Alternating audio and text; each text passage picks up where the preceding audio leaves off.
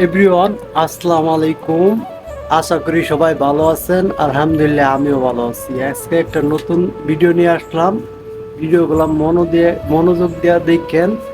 আর আমার পাশে আছে, নাম হলো জুবাইল, ব্রাহ্মণবাড়িয়া বাড়ি। আচ্ছা, এখন আসল আলাপে ফিরে আসি।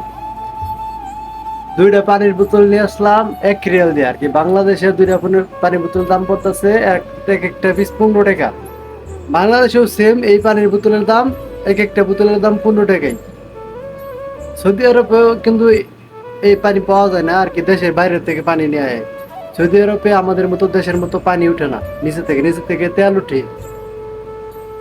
তাহলে আমার কথা একটা, সৌদি আরবে যদি পানির দাম একটা বোতলের দাম 15 টাকা পড়ে, বাংলাদেশে পানির দাম এত কেন? আর সৌদি আরবে তেল হইলো 1.5 টাকা, 1 টাকা 50 পয়সা 1 লিটারে। এই যে আমার আরেক নতুন ভাই আইছে, এর নাম হইলো ইউসুফ, তার বাড়ি হলো নোয়াখালী।